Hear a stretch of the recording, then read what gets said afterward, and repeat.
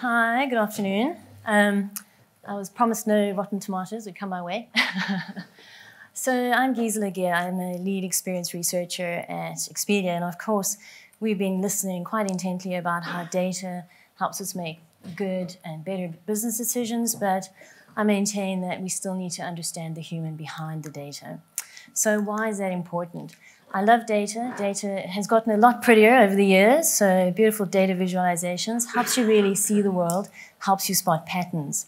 But data sets are actually confined in a way. They look at specific universes. It's like looking at the world through a specific lens. You're looking at a specific data set with a specific question in mind. So, say, for example, your Petri dish is the 7.7 billion people that occupy the planet today, but you can apply a different lens onto it. You can say, well, what are the travel habits of these 7.7 billion people? Turns out only a subsegment of them actually travel. Where in the world do they go? What technology, devices are they using for their shopping and booking of travel? How much money are they spending on their travel? What type of holidays do they like to go on? Beach holidays, city breaks? How are they traveling to these destinations? How are they traveling in these destinations? What are preferred modes of travel? And of course, what types of accommodation do they have? Is it vacation rental, Americanism, holiday rentals? Is it, a hotel? What type of accommodation are they looking at? And of course, you can slice the data even further and you can say, well, when you're looking at a specific type of holiday people are going on, what do families prefer, how much do they spend, how do they shop, etc., etc. So data really is about answering all these questions. And of course, at Expedia, we have an enormous amount of data, as you can imagine.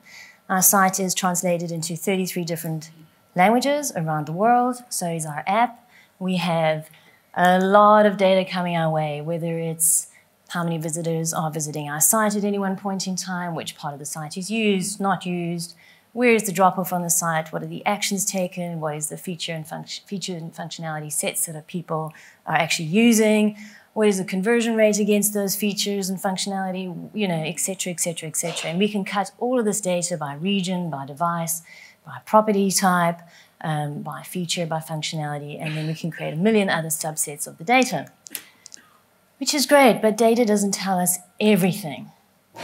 Of course I concede, data is powerful, it's relative, it's relational, it's multidimensional, it shows causality across particular variables, but really the power of data is lacking when we talk about why. So a lot of what I've mentioned to you is about looking at what people are doing.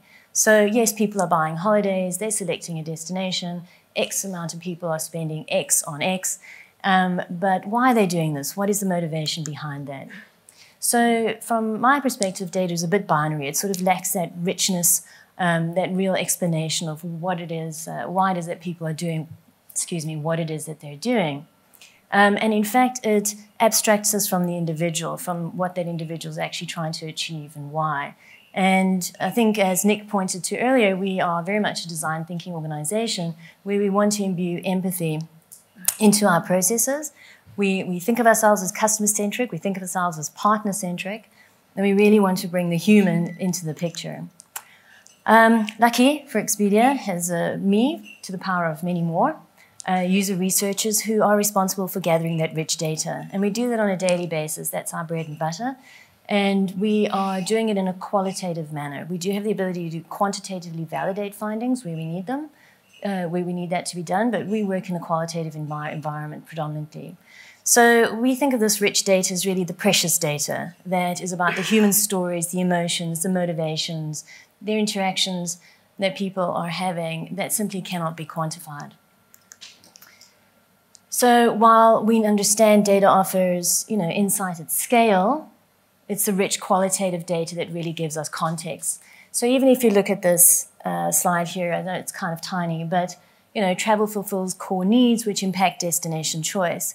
Data is not going to tell you that actually what people are really talking about are things such as bonding. And what bonding really means is they use language like, I'm going away to just relax with my family. That's transformation. Relaxing, rebooting, de-stressing. It's a deeper sort of subcontext to why people are traveling. and how they're actually wanting to travel. And of course, you know, high contrast is really an interesting concept as well. People travel, they say, I just want to experience something new. And what that actually means is they want a new landscape, they want new experiences, new food, new culture. They really want to be taken out of their ordinary day-to-day and go and experience something else. Now, that expectation sits in the form of whether I'm in a destination or whether I'm in accommodation. They are wanting to experience something new and different. So really what this context gives us is the ability to really interrogate our own models, our own behavior that we're seeing on our site, the behavior that we're seeing anyway in travel, shopping, and booking, and really allows us to spot those opportunities and gaps, the delighters, as we call them, and also solve for pain points. I think earlier Nick also mentioned that it's about understanding the issues, or in that clip, design thinking is very much about understanding and solving for particular issues that people are having, and that's what we really do. We interrogate our product. Where does it fail? Where can we improve it? And how can we understand the traveler problem today, and how can we better solve it? So really, I think that these two counterparts come together really quite well. This sort of bigger data fits really with this qualitative data, this rich data that gives it that context, and it does form a complete picture. We can actually have a conversation about what is going on and why it is happening. So here's the traveler behind the data. You know, my job is to literally talk to people about why they travel, how they plan travel, to look at concepts, designs, and work that comes through our organization to make sure it's something that actually somebody can use, it's usable, that goes out there into the real world. So really, we, I think, occupy one of the best businesses in the world. Wanderlust knows no bounds. Really, traveling is something that people describe as an essential part of their lives. So here, the images that you see actually were brought to me by some participants in a research project where I asked them, how do you feel when you think about going on a trip? And it's aspirational, it's inspirational, it's all the things they think, oh my God, you know, it's going to be so different, so cool, so unique. This is what I want to do on my holiday. I then asked a couple of the participants, well, what if I told you you can't go on holiday this year? No trips available for you this year. How would you feel? Quite a few of them kind of almost lost the will to live. David expressed it quite well, where he said, in life, you need someone to love, something to do, something to look forward to. And without travel, there'd be nothing to look forward to. Helen lamented even more. She was like, there's no point going to work. Why would I be motivated to work and earn anything? Because actually most of my motivation comes from the fact that I can go away at some point in time. So it really is that time away, the time out, the new experiences, the new cultures, that time to relax and have fun and form those new memories with people that you're traveling with. However, though, you know, what's really come to bear, certainly at Expedia, in terms of the knowledge that we've accumulated, is this is not an easy process to plan your trip and go off and book your trip.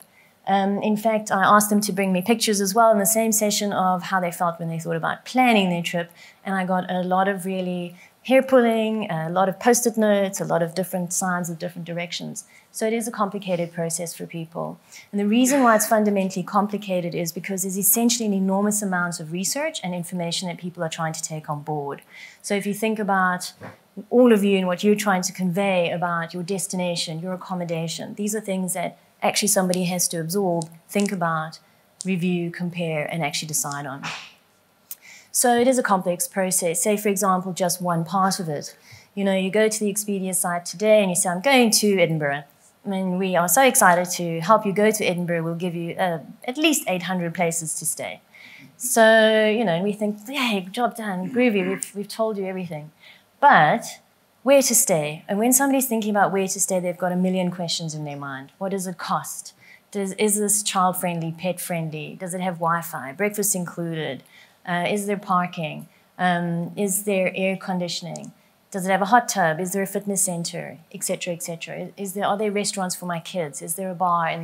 Is it close to, you know, where is it located? Is it close to museums or the places that I want to go and see? Is it convenient? Does it have public transport? Close to airport? I mean, we could go on and on. And the social proof as well is around, you know, what are the photos of this place? What are the traveler photos? What are the reviews? What is the star rating? So there's an enormous amount of information, as you can hear, that people are finding, consuming. They're doing this across multiple devices, across multiple sites, not just on our site. And so it's, it's a big wide world out there for someone planning a trip. Plus, there is a bit of uncertainty throughout this process. So basically, you don't always know what to expect. You're fingers crossed it all goes smoothly, and that's great. And this is the reason why people put so much effort into researching when they're planning their trips, because of this uncertainty. They do need reassurances. Part of what reassures them is they've done the legwork. They've done all the research. They really know everything about this place and where they're going to stay. And the process gets more complicated depending on whether you're traveling as an individual, as a couple, as a family. So it compounds. And really, what are they looking for? I think we touched on a little bit earlier. Trusted brands, the photos, the reviews, cancellation, refund policies. There's all these things that we dot in the experience and that we try to create as a business that is going to assure the traveler that they're making an informed decision and a good decision. Interestingly, one big pain point right at the end after booking, one big delight is relief. I've made the booking. One big pain point is FOMO. People actually often use cancellation policies as a way to not just hedge bets, but sort of they aren't quite sure yet and they don't want to miss out on something. So there's a lot of, people are really interesting. But it's also expensive. So think about it as one of the, your holiday is one of the biggest ticket items that you're going to actually spend on, especially if you're a family. So, and you're dealing with finite resources, time and money. Only have X amount of time and X amount of money. So often when I talk to people, they talk about the good deal. I've got this at a great price. But when you really interrogate what looks like a good deal to somebody, you understand they're really talking about value. And value comprises of not only price, check, of course, but quality.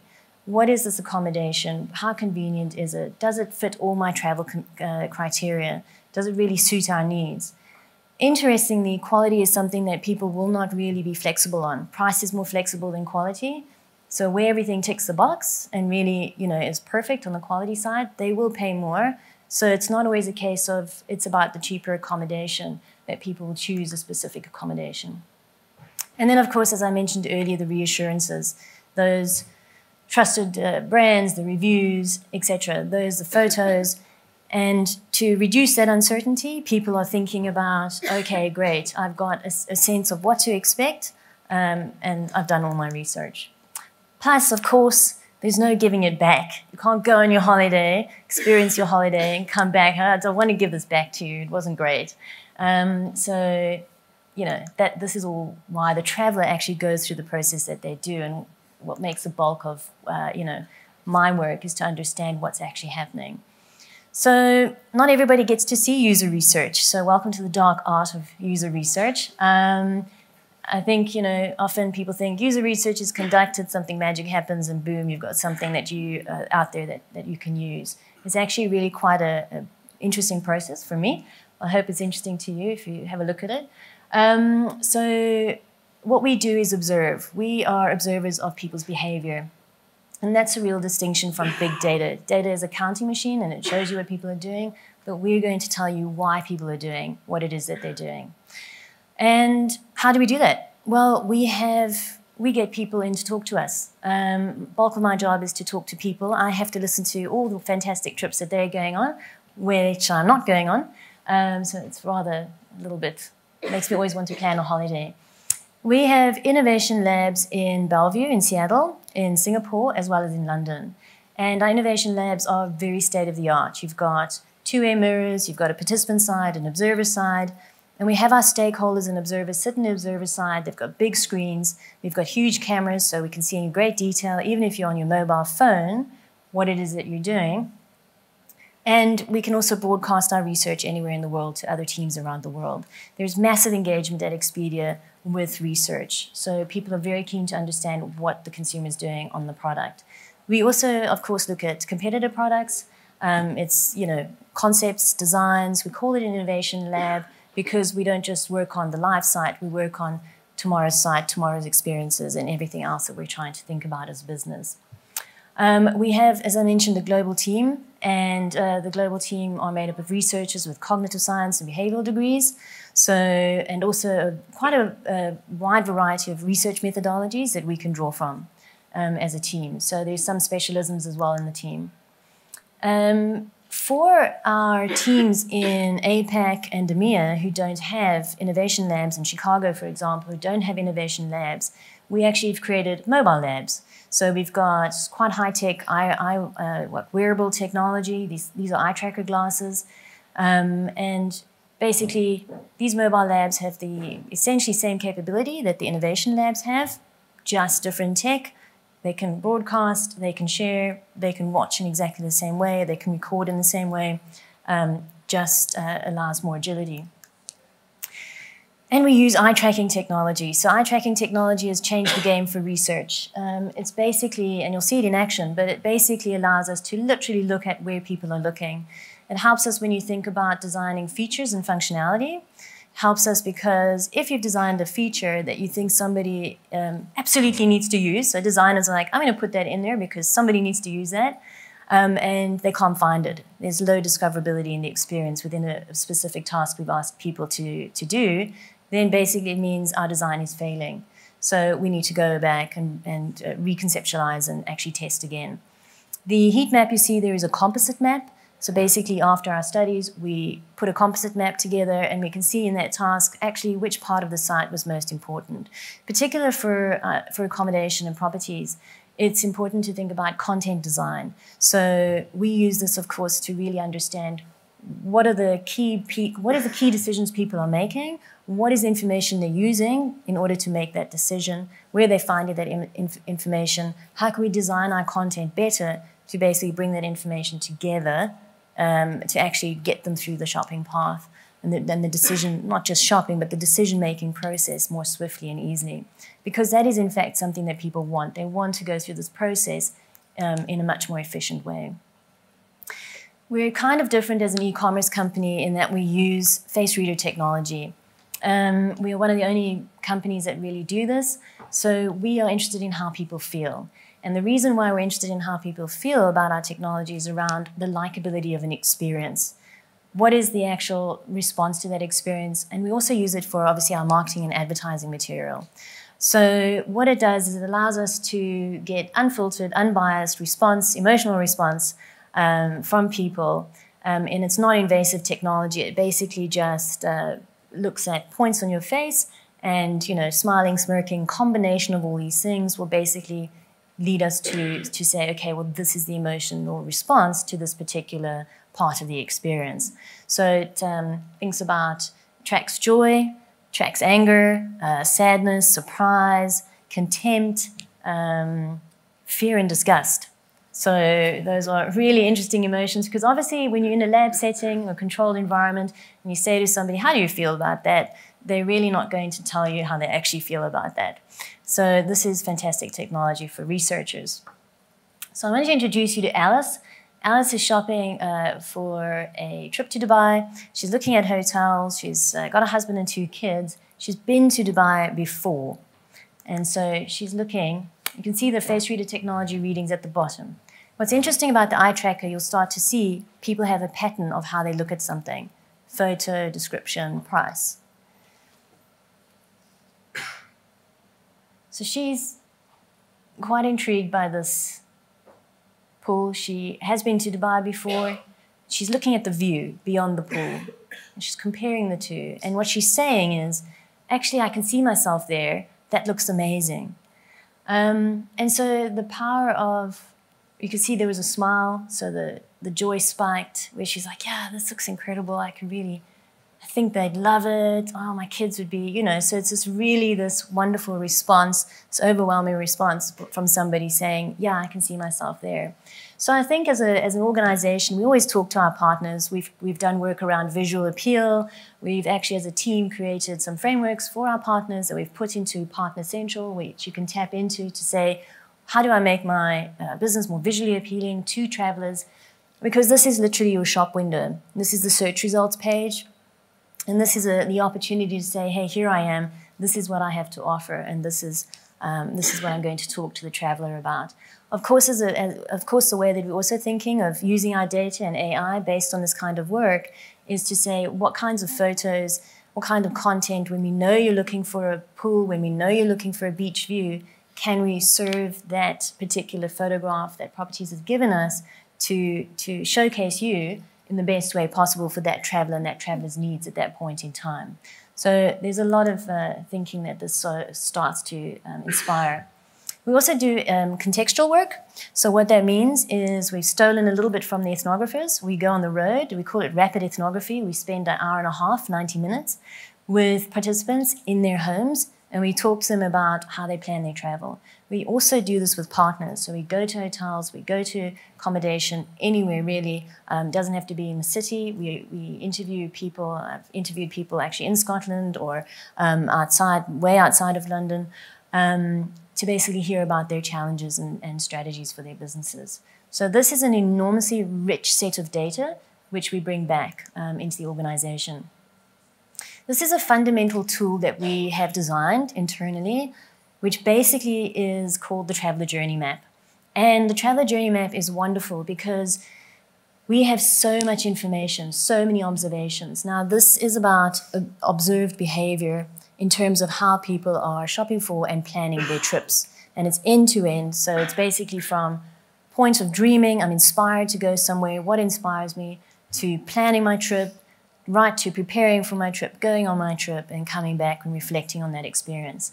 So although one can imagine Expedia doing really well in a much more transactional space, actually as an organization, we think about that end-to-end experience.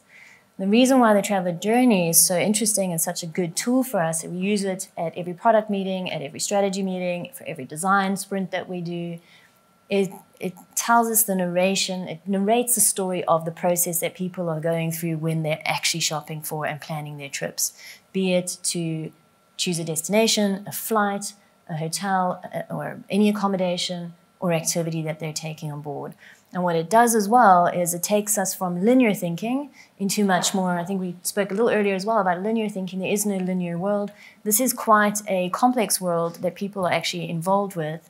And the choices that they're making are multiple, across multiple sites, across multiple devices, over an extended period of time as well. So if you think about, generally a family planning a trip, that is going to be between 4 and 14 days, they're planning this trip at least 3 months in advance. So there's a lot of process that goes in, and there's a lot of information and data that we have that sits underneath this. Important to stress, this is not just about the Expedia side. This is work that is about traveler shopping patterns and behaviors universally, regardless of product that they're using. This is a process that they're undertaking. And we have decision drivers. They're really small, but the decision drivers, what we've sort of understand, and have come to understand, is that decision drivers are what really allows people to optimize how they shop for their travel. So if you think about it for yourselves, who is going on the trip? What do we want to achieve? How long are we going for? How much do we have to spend? Those parameters themselves are going to define every single decision that you make, where you end up staying, how you end up getting there, where you end up going, etc. So in terms of our partners, we have actually got a partner user research team at Expedia, and they are very busy, and they talk to our partners around the world. And what they do is they talk to partners about the challenges, the strategies, the goals, what it is they want to achieve. But more than that, actually, we've created a partner journey map as well. And the partner journey map sits at the bottom underneath the traveler journey map. And the reason why we created this map was because we realized that actually there are certain parts of the process that we can help our partners optimize on our site in order to be really, obviously of interest to travelers coming to our site. Rates and availability, marketing being just a few examples. And the traveler journey maps actually are extremely detailed. So the high-level view that you have here is, just a high-level view. But we understand more and more and more about every part of the business, no matter what scale the business is, about every single process from check-in, from guest relations, breaking that down, revenue management, breaking that down. And ideally what we do then is we take your feedback, your thoughts, your challenges, and build better tools that basically enable our partners in different ways. So you spoke earlier, Eileen spoke earlier about, understanding your marketplace a bit more. We have things like rate intelligence, which helps you understand your competitor set, no matter, you can define your own competitor set as well. So a whole bunch of tools that we've heard from partners are useful, and we've built those into our systems as well.